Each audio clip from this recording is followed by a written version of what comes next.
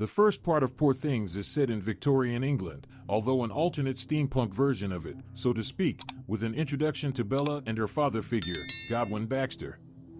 Both of these characters are central to the plot, as Bella's unnatural existence is because of this very eccentric and ambitious doctor, Godwin Baxter. Baxter had been subjected to very twisted and rather cruel experiments from a young age at the hands of his doctor father, and he now conducts similar experiments on others. As a professional surgeon, he is intrigued by unnatural biological questions, and his expertise seems to be to amalgamate different animals into strange creatures. A dog with the body of a duck, a rooster that barks like a dog, and a pig with the body of a goat are all pets in the Baxter house, bearing proof of his surgical practice. But as he brings on a new secretary, named Max McCandles, it is revealed that the doctor's best creation so far was the young woman living like his daughter, Bella. When Max wants to know more about Bella, Godwin reveals that she was actually a woman named Victoria Blessington, who had killed herself in the past by jumping from a bridge. Godwin had been present near the bridge at this time, and he found her body in an almost pristine state, with no rigor mortis having set in.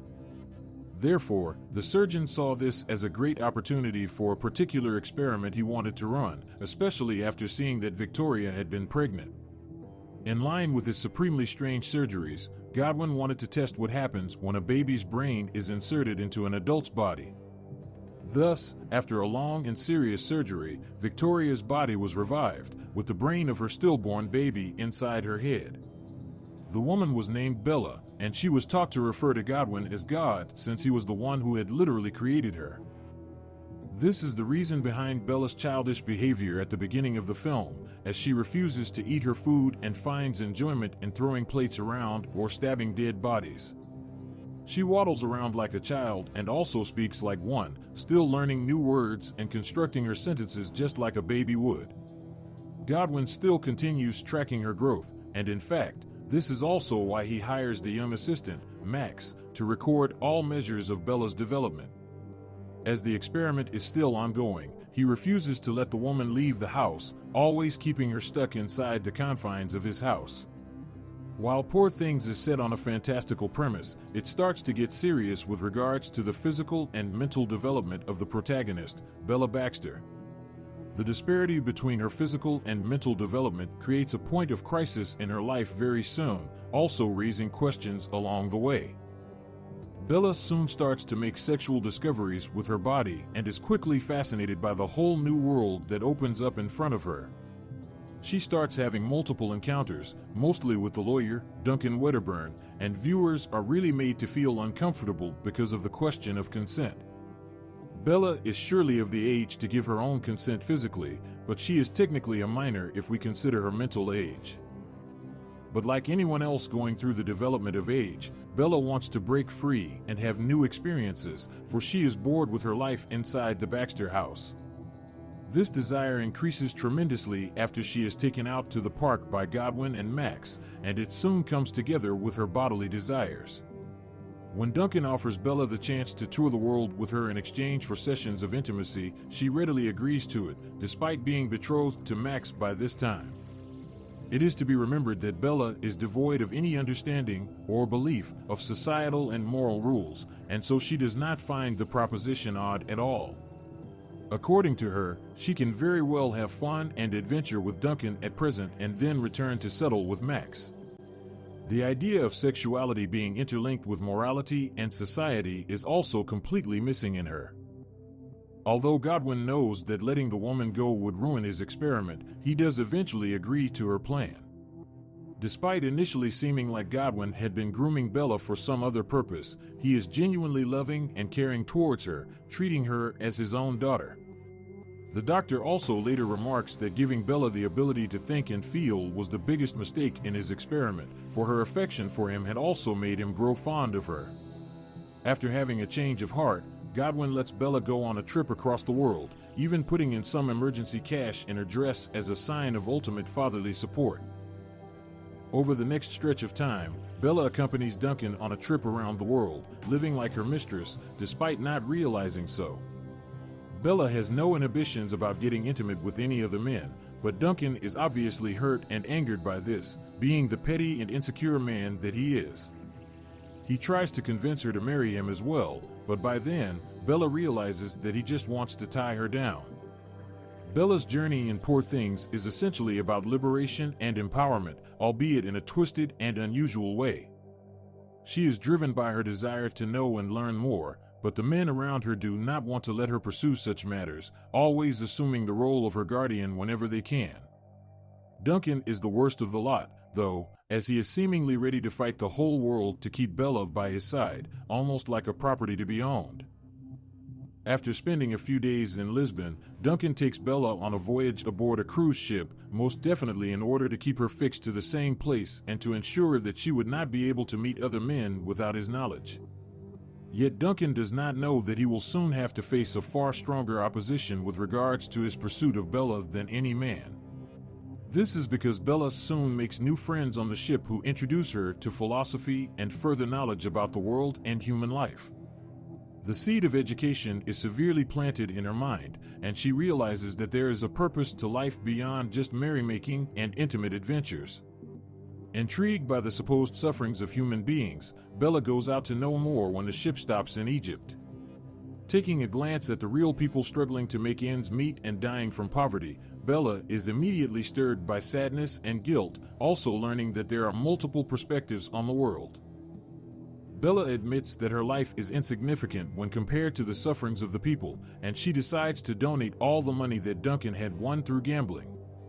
She is obviously cheated by the 2 male crew members on the ship, who promise to donate the money for her but most definitely run off with it.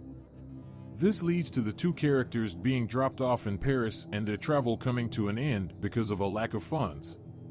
It is here that Bella becomes a sex worker, both to earn her living and because she is intrigued by the profession. It can be argued that she is not allowed to pursue any better profession in this male-oriented world, and Bella gradually learns that intimacy with a man is not always an enjoyable experience. Despite having to sell her body in order to earn her livelihood, Bella prefers the situation over having to settle with any man, especially Duncan, who still lurks around. During this time, she receives a letter from Max informing her of Godwin being on his deathbed, and Bella returns to London to meet with her father one last time. Godwin finally reveals to her the real story behind his experiments regarding her, and Bella is shocked to know that she had been created by the man she considered her father. Along with slight grief and sadness, because the truth had been kept away from her, Bella also feels an intense interest in knowing more about her mother's past. Within this time, though, she mends her relationship with Max, who had been waiting for her, and the 2 decide to get married, with Godwin seeing over the ceremony. However, the presence of Duncan once again creates problems for Bella and Max's romance, for the lawyer now comes with a different man, named Alfie Blessington. It is revealed that Alfie was the husband of Bella in her past life, or that of her mother, depending on what exactly we consider her to be. Bella has the same body as her mother, Victoria, so she can be considered to be the same woman, but her brain and mind are her own. Nonetheless, Alfie is ready to see her as his long-lost wife, Victoria, and he offers to bring her back into his life. Bella does not hesitate to leave Max at the altar, and she instead chooses to go with Alfie, returning to a life of aristocracy at the Blessington estate. The real reason for Bella making such a choice is her strong desire to know more about her past and exactly what had driven her, or her mother, to suicide. After having learned and experienced the physical struggles of the outside world, Bella now finds an interest in knowing herself, which is also that of her mother, in a twisted manner. What Alfie reveals further shocks her, as, according to him, Victoria was a rather cruel person who found entertainment in the misery of others. She used to partake in such cruel acts together with her husband before killing herself because she had gotten pregnant and did not want to give birth. There is no proof of these claims, though, and despite Alfie's sinister nature, Bella has to believe all that he says. Bella soon learns that Alfie intends to mutilate her private parts in an attempt to ensure that she will never have any physical urges and will never leave his side. However, she manages to escape the cruel man's plans by shooting him in the foot, and then leaves the house to return to Godwin. During Poor Things' ending, the fatherly doctor dies, but Bella chooses to honor his legacy in her own way.